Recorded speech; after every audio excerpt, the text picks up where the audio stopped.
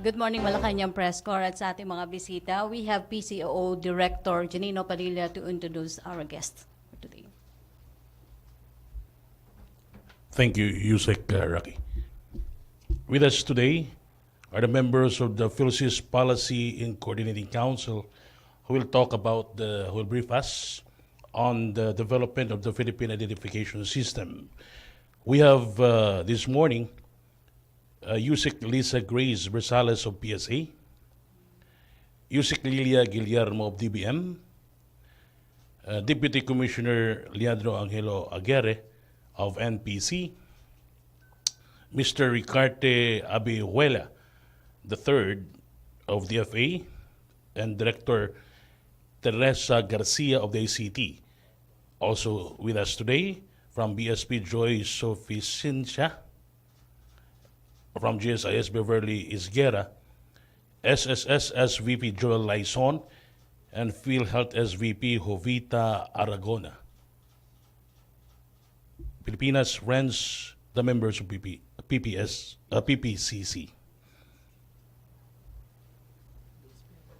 Good morning, ma'am. Can we have Ma'am Barsales, please?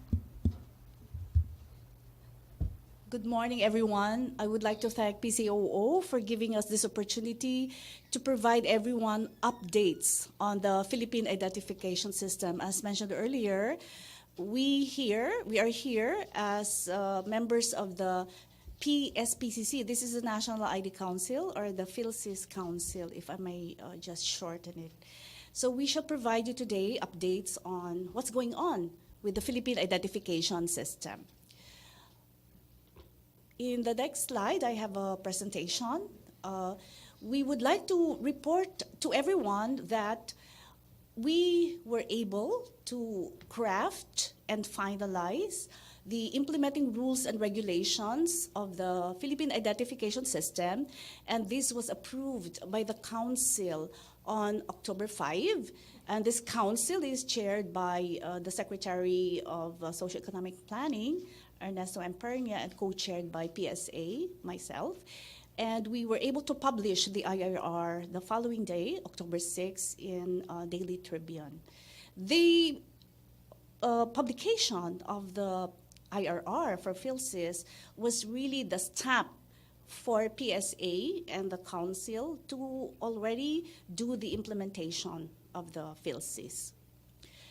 We would like to report that in the next slide, we are going to do a proof of concept this year, before the year ends.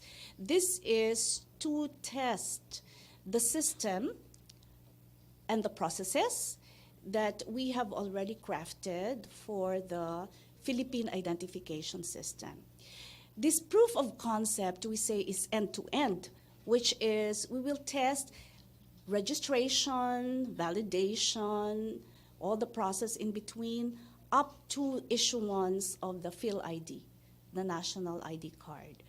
And this is PSA to partner with PhilPost. Why PhilPost? Of all the registration centers for the PhilSys, we find that because PhilPost has actually been doing registration for the members of the Social Security System for the Unified Multipurpose Identification System, we would like to partner with PhilPost. They already have about 260 registration centers for UMID, which we can use for PhilSys, and thus the infrastructure is there, the experience is there for the proof of concept for PhilSys. And after we learn from the proof of concept, we will then go to the procurement of the whole system. I would like to say that for this proof of concept, PSA will still do the procurement of the system, software and hardware for the proof of concept. And I would like to announce that we, PSA, shall already call for a bid to do the PhilSys system for the proof of concept next week. So next week, we are going to already invite bids for the proof of concept. After the proof of concept is tested for about 6 months, we will learn from what happened and make any adjustments on the technical specifications and other processes for PhilSys. Then next year, we will do the procurement of the full PhilSys system, learning from the proof of concept. So I will show you the timelines later. As I've said earlier, the proof of concept will be end-to-end, from registration to providing the Phil ID. For the proof of concept, we shall be enrolling 1 million unconditional cash transfers beneficiaries. And so we will also partner with the DSWD to identify these 1 million. In the last briefing that I was here, which I participated in before here in Malacanang, I mentioned 3 regions, and we called it pilot before. So we're changing it, not pilot, but proof of concept. We will not limit the registration of 1 million unconditional cash transfer beneficiaries for the proof of concept to just 3 regions, which I mentioned before: CAR, Calabarzon, and NCR. We shall be expanding the coverage of proof of concept to other regions. In the next slide, we would like to report to everyone that the partners and other stakeholders of PSA, which is the implementing agency for what we are going to start this year, are, of course, as I've mentioned already, PhilPost for the agency-to-agency proof of concept, the Department of Foreign Affairs for the registration of overseas Filipinos, dual citizens, and immigrants. So DFA will be the partner of PSA for these other citizens of the Philippines who may not be in the country.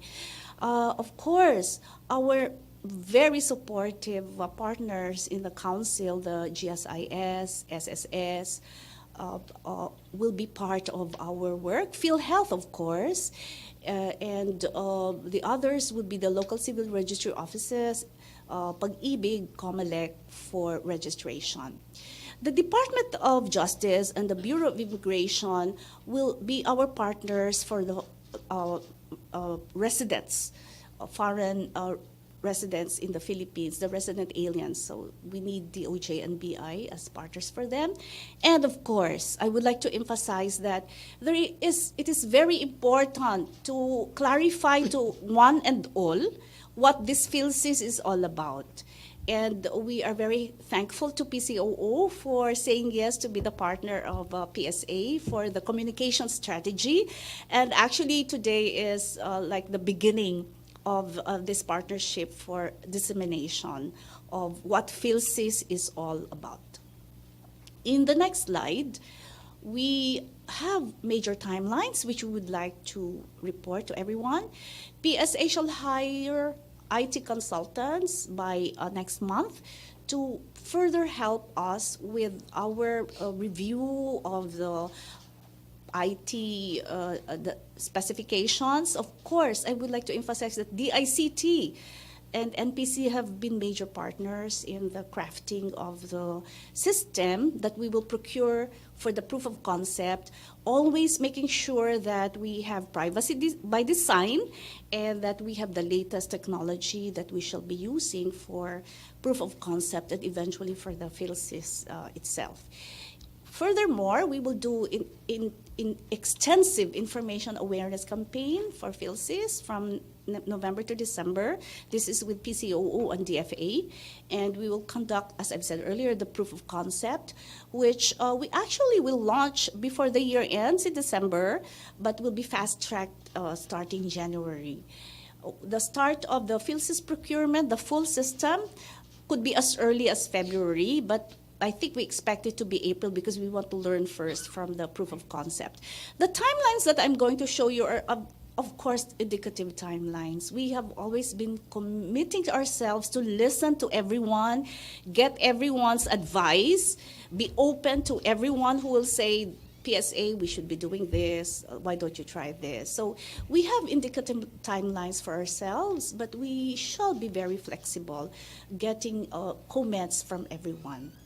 I think I've mentioned the main timelines already, so I'll go to the next slide, which is now the 5-year plan that we have decided for now for PhilSys. So as I've said already, before the year ends, we shall hire technical consultants to help us more on our review of the specifications. We shall do actually, as I've said also, the extensive information campaign.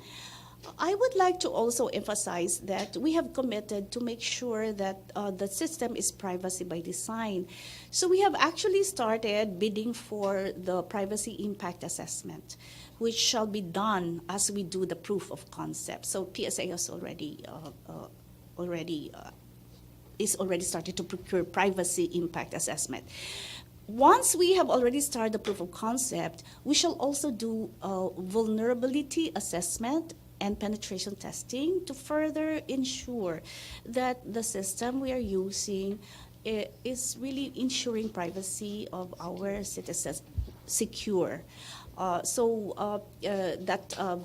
Vulnerability assessment and penetration testing will be done next year. But as I've said, the privacy impact assessment will be in parallel with the proof of concept. We shall then, as I've said already, enroll 1 million households under the proof of concept. We will procure the full system after we've learned from the proof of concept, and full-scale registration shall start next year in September, targeting 5 million registrants after the 1 million registered under proof of concept. In 2020, we then start registration of overseas Filipino workers as well as immigrants and dual citizens in coordination with DFA. So we shall also do this pilot already, because we've done proof of concept by the time, with the assistance of consular offices, foreign posts of DFA. And of course, in 2020, we will already start our target of 25 million per year registration to PhilSys. In 2021, we continue the full-scale registration, 25 million per year. 2022, 25 million per year. And we hope that 2023 will just to tighten all citizens to be registered, including our resident aliens. So this is a long-term work, but the work that we will do this year with proof of concept and next year with the start of the full implementation will help us learn more and more on how to really do our PhilSys as it should be done for our citizens. In the next slide, I would just like to show that PSA also has done its work on having our logo for the Philippine identification system. So we did this competitive. So we actually announced that we are doing competition for the logo. And I believe this is the launch of the logo already. So we have here in the slide, the Philippine identification system. What are the features of this logo? You have the fingerprint scan, which represents the biometric system. You have the globe there, which is in gray. We will enhance it further. There's an arrow there that says that this will become better and better. And we have the 3 colors of the Philippines, yellow, red, and blue, to say that this is Philippine. And I don't know if you see the yellow part. That yellow part is baybayin. And that baybayin means ako. So the yellow is baybayin for ako. Ako ito. Ako ay Filipino. So this is the logo for the PhilSys. With this, I would like to thank everyone, and the panel here with me will be very happy to answer questions. Thank you very much. Yusek Raki. MPC, you have questions? MPC? Alvin? Good morning, ma'am. Ma'am, kailan natin inaasahan talaga yung lahat ay magkakaroon ng ID Doon pagkakasabi natin, long-term talagang work ito. No? Pero kailan natin inaasahan na talagang ang bawat Pilipino meron ng ID at magagamit na sa iba't ibang transaksyon? Salamat po. Sa 2023, yun po yung ating target na by 2023 lahat po tayo na Pilipino at saka resident aliens ay mayroon na pong PhilID. Pero every year po, may mga Pilipino na mabibigyan na po. So, ang target po natin sa 2019 ay yung 1 million na UCT at saka additional na mga 5 to 6 million na mga Pilipino. Pagkatapos po niyan, 25 million per year. At sinasabi po namin na pipila po tayo. So, there will be a very long queue. Pero ang uunahin po natin yung mga kababayan natin na talagang walang kahit anong national, kahit walang anong government-issued ID. At saka yung pagpipili po ng pila ay gagawin po ng PSA sa advice po ng ating council, yung ating Philippine Identification System Policy and Coordination Council. Follow-up na lang po. Doon sa mga unang batch na mabibigyan ng national ID, pwede na ba nilang magamit ito? Halimbawa, yung sa 2021, 25 million, magagamit na po nila ito agad? Opo. Pag nakuha na po ninyo yung PhilID, yun na po yung one ID na sinasabi natin na pwede nating gamitin na pang-introduce sa sarili natin sa mga ahensya ng gobyerno para masabi na ako ito. Thank you, Question, ma'am. MPC? Ian Cruz? Hi, ma'am. Ma'am, pag po by 2023 na-issuehan na po ang lahat ng Pilipino, ibig sabihin mawawala na po ba yung ID ng ibang mga agency like SSS, GSIS? Parang gano'n na po ba magiging system? Yun po ang vision natin na hindi na natin kailangan gamitin yung iba pang mga ID para ipakilala ang ating sarili. Ang pinaka-purpose po ng PhilID ay pang-introduce, pang sabi na ako ito at ako talaga ito. So, it will answer who are you and are you who you really say you are. So, ang pinaka-reason niya is to establish identity. Ngayon po, yung ating pong iba-ibang ahensya, may sarili-sarili silang panggamit ng ating PhilID. So, as we use the PhilID, I believe that our agencies will more and more advise our citizens as to is there a need for the other cards. But our vision is we won't need those other cards. You just go to SSS, GSIS, PhilHealth, COMELEC,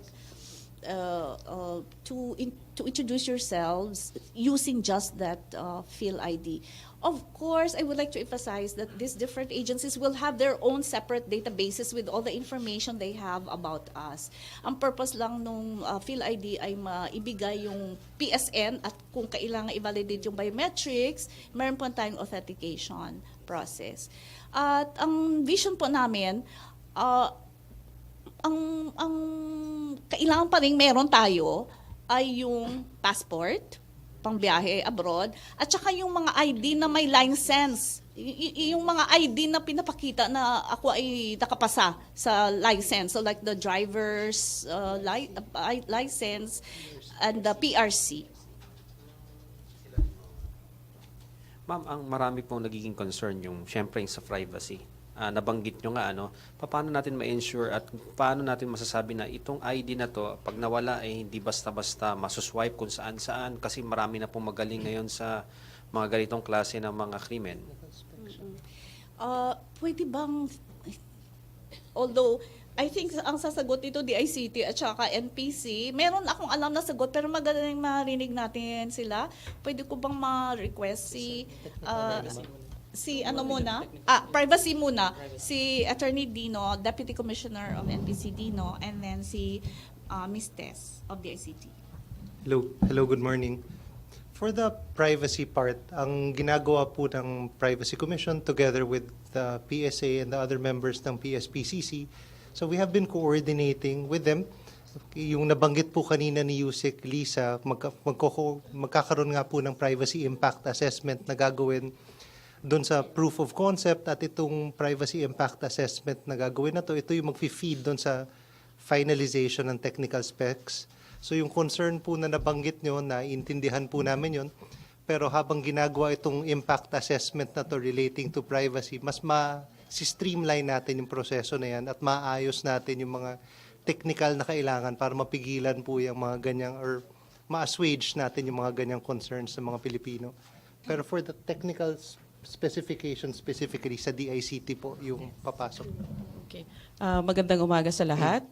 Yung concern po natin regarding the security ay yung sinabi po kanina ni Yusek Liza that ang gagawin po kasi natin yung sinasabi po natin security by design, in which in all of the steps or in all of the components of the PhilSys project, sisiguraduhin na natin na nandun yung security. Hindi siya separate component, but what we're saying, it's going to be embedded in all of the system infrastructure and that of the application systems that would be in the project. Yun po. So kaya po we are coordinating with the PSA in making sure that the technical design embedded po yung security and together po yung sa data privacy na sinasabi po ni DepCom.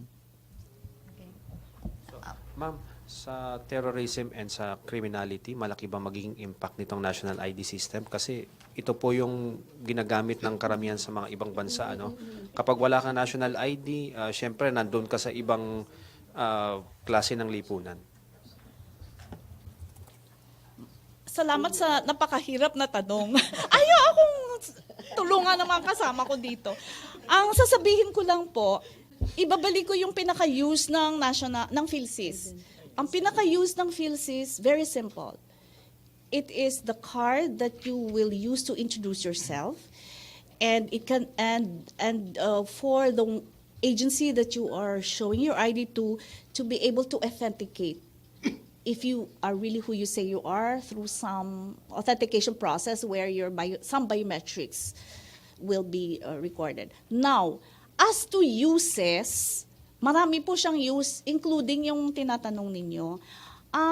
Sa palagay ko po, yung mga uses, malalaman natin kung paano gamitin yung PhilID as we use it.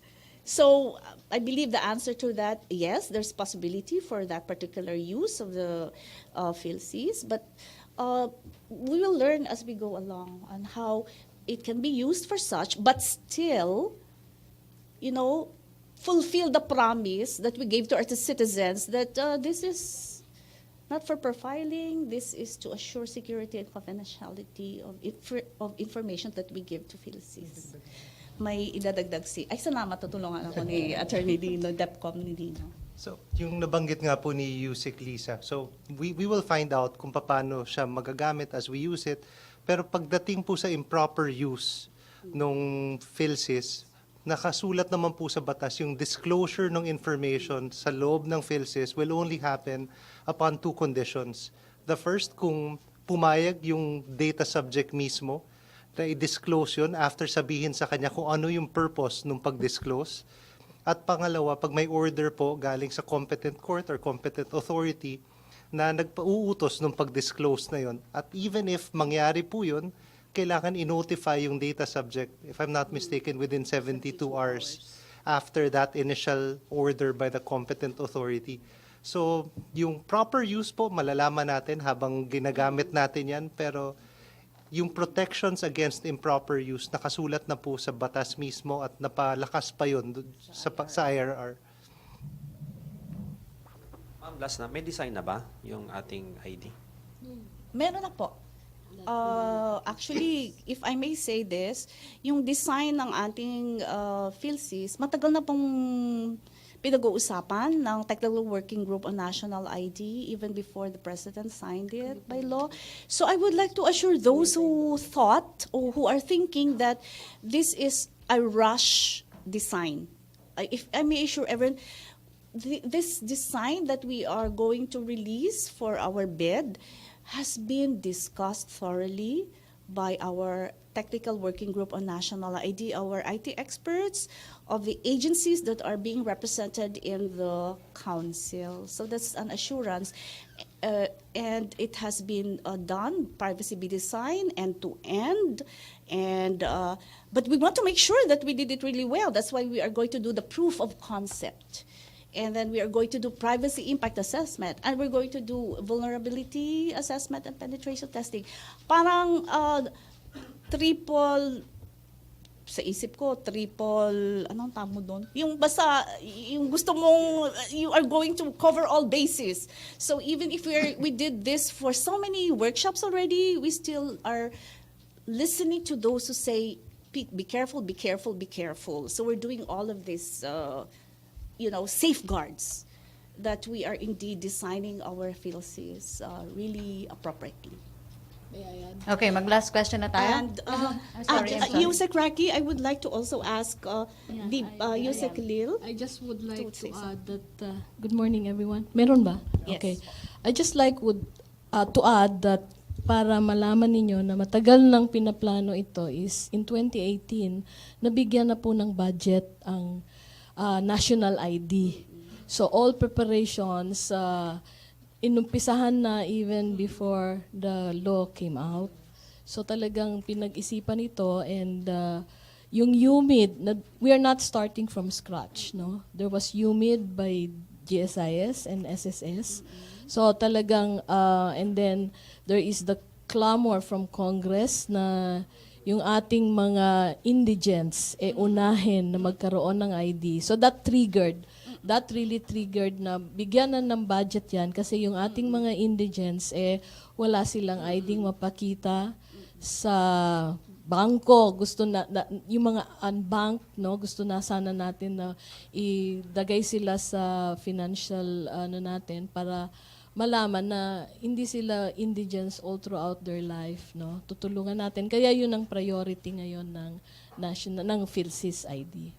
Okay, thank you, Yusek Lilia Guillermo ng DBM. Last question na tayo. Julie? Medyo marami po.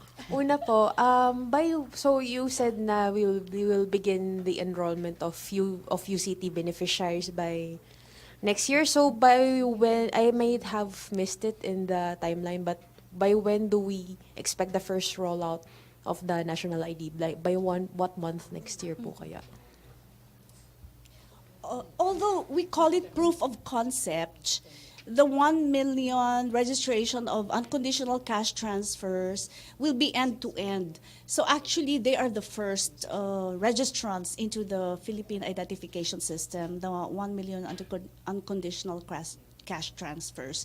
Then, in 2019, we will start for all other citizens before the year ends. So we will by September maybe, yeah. September, we start September for the first 6 million after the 1 million UCT. Pero yung 1 million, may ID na rin sila makukuha? Yes, sir. Yes, ma'am. yes. Thank Okay. you. Yeah. And then another question. For example, there's may circumstance in which may isang citizen who can't get a national ID or hindi pa nakakuha. Paano magiging proseso, like for example sa banks or sa government agencies? Can he or she still use yung mga, say, other IDs like UMID, driver's license, or will the government agency or the financial institution insist on seeing the national ID muna? Our promise is that no citizen will be deprived of services of government just because he or she doesn't have the PhilID. So yes, citizens will continue to transact using their other ID cards. The problem is if the citizen doesn't have the PhilID, if they want to open a bank account, they still need to have those two government-issued IDs. But these will be treated as secondary IDs na, correct? I don't want to call them secondary IDs. Or- they are still IDs for you to Okay. use if you still don't have the PhilID. Okay. So if you don't have PhilID, you still can transact with government. Status quo. Okay. Using the usual Okay. cards. I just like to follow up on what on Iya's line of questioning kanina regarding terrorism and criminality. Ibabalik ko lang yung question na, like, what if, for example, may, say, criminal personality or na hindi makakuha ng ng national ID. Let's say, bawa, hinuli siya ng police, inapprehend siya. Will the fact na wala siyang national ID will be a cause for, say, to question him or arrest him under the law, ganon? Or kumbaga magiging offense ba na wala kang national ID? No, there's no, there, in the law, walang nakasabi na just because wala kang national ID ay may penalty. So wala actually penalty kung hindi ka magpa-register. But we strongly believe that everyone will want to have a PhilID because this will be ease of transaction, ease of service. Now, in the law, okay, when you register a national ID, we are not going to ask you to show NBI clearance. We are not, so even if you have a record with the police or elsewhere, you can enroll in PhilSys because the only document you need is your birth certificate in the security paper of PSA and then your biometrics to be captured. I would like to say that in the IRR, we have included their other documents that can serve in lieu of the security paper birth certificate for our citizens who don't have birth certificates or lost them, or those who have errors in their birth certificate. So we accept other government-issued IDs, and we also, in the IRR, have instituted the introducer mode in case there is really no birth certificate nor government-issued ID for the citizen. The PSA website has the law as published and the IRR as published. Please just download from the website if you don't have a copy. Ma'am, last na lang. Di ba, given that the technological landscape is changing almost every day, and you said that, of course, you will have security measures in place to ensure that the people's data is kept private. In line with that, will the national ID have, say, like a certain validity period for you to, say, change the security measures applied to the system and to the ID in order to prevent na, kumbaga, ma-outdate at malaos at ma-hack kayo? I'll give initial answer and then I'll ask my colleagues here to help me. As I've said earlier, we're going to do vulnerability assessment penetration testing. We'll do this quarterly, and the privacy impact assessment is to be done every year. So through these evaluation measures, we will know if there is a need to do some changes to the IT specification.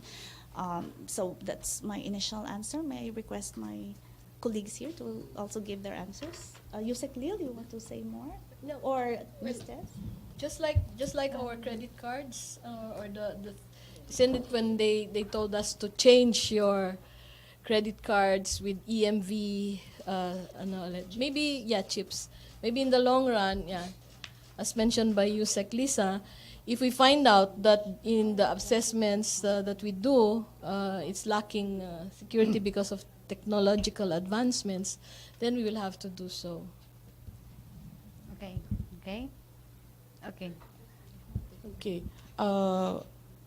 Normally in technical design, you have to review that regularly.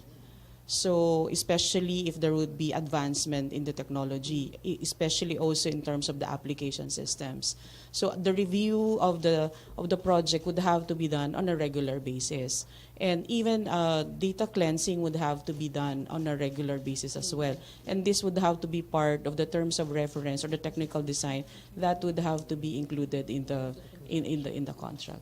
So I think probably DEPCOM might want to add something in terms of the privacy. So napag-usapan na po yung sa security kanina, pero yung nabanggit po ni Yusek Lisa regarding the regular conduct of the privacy impact assessment, this will also help ensure the security and safety of that system, because when you conduct a privacy impact assessment, you take a look at all the processes and how it impacts different systems that it touches. So makikita po natin during the regular conduct of that kung nagbabago ba yung procedure as originally designed and how it is being implemented on the ground. So makikita ho natin ano yung mga potential gaps that emerge so that we can come up with remediation measures, whether it's a procedural remediation measure, a policy remediation measure, or a technical remediation measure that needs to be done to ensure the security and the continued privacy, data privacy of the Filipino citizens and other. Okay. FPC, okay na? Okay, maraming salamat po. Yusek Raki, I would just like to say this.